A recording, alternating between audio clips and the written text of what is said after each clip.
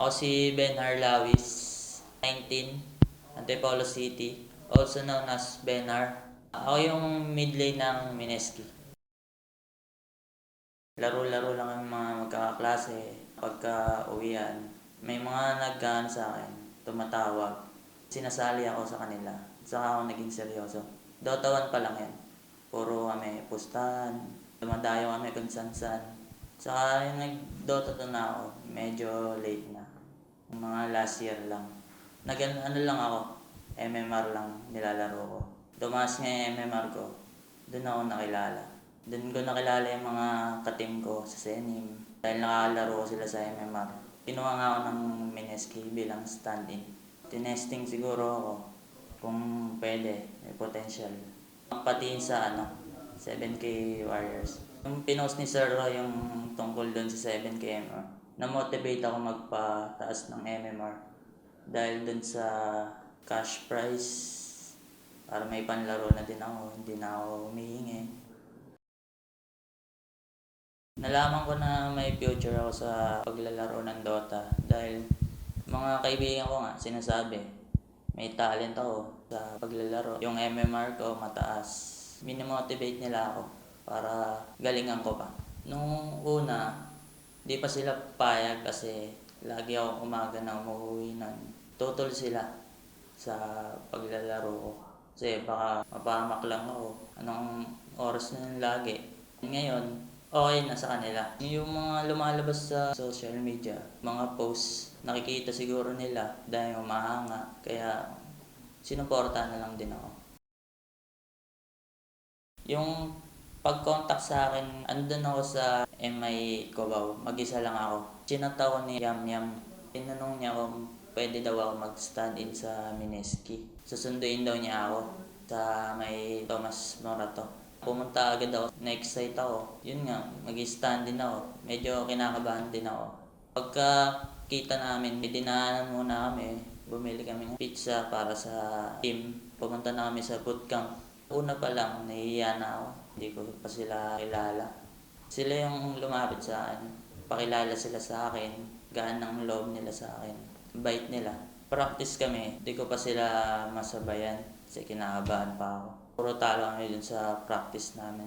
Then, nung nag-first game na, ginawa ko lang yung palagi kong ginagawa. Yung laro ko. Maganda yung kinalabasan. Tuwa ako. Kasi di ko akalain magiging Mineski ako. Malapit na yung finals namin dun sa ESL PH qualifiers. Kinakabahan ako kasi yung TNC, isa sa pinakamalakas dito sa Pilipinas. Kilala ko talaga sila. Kaya kinakabahan ako. Nag-game na, sinabi ko na sa sarili ko, pag tinalo natin to, matutuwa ako, maging proud ako sa sarili ko kasi kinaya namin sila kahit baguhan pa lang ako. May mga nag-PM sa akin, kino-congrats ako. Masaya kami kasi yun nga, natalo ko yung mga iniidolo ko sa Dota 2 sa Pilipinas. Kaya malaking tuwa ko. Nagampanan ko yung role ko sa team. Sa gaganaping ESL 1 Manila, medyo excited na kabado kasi ilan event, may mga kasaling top team na galing sa ibang bansa. So, ang gawin yung makakaya ko para magampanan yung role ko sa team. Excited ako makalaban dun syempre, Team Secret. Kasi nandun na si RTC, tas Universe, tas sila Papay. Excited na akong makalaban sila. Bale, favorite sa ESL 1 Manila. Kakasimula pa lang namin mag-practice kasi kakadating lang ni Bocarino galing Cebu. Kaya ngayon pa lang kami uumpisa. Kaya yung namin, practice namin, gabi hanggang madaling araw. Yung pakitungo ko sa kanila, medyo nahihiya pa ako. Hindi ako nagsasalita. Sila yung kumakausap sa akin. Kay Jules, SF ng Pinas. Idol sila. Idol siya ng mga Pinoy bilang SF ng Pinas. Dota 1 pa lang. Ako din, naging idol ko siya. Masaya ako kasi yung idol ko, nakampi ko, at kasama ko pa. Starstruck ako. Si Bimbo, captain namin. Siya yung gumagawa ng play sa amin. Si Bash, siya yung katabi ko dun sa bootcamp namin.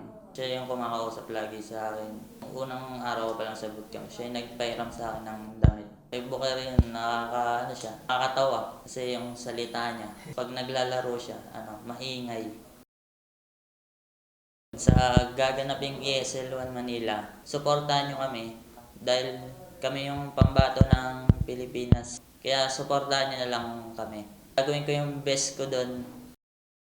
Shoutout doon sa Senim. Salamat sa inyo. Kaya nandito ako dahil sa inyo. Sa mga katim ko ngayon, kay Bash, Bimbo, Bocarino, Jules. Galingan natin!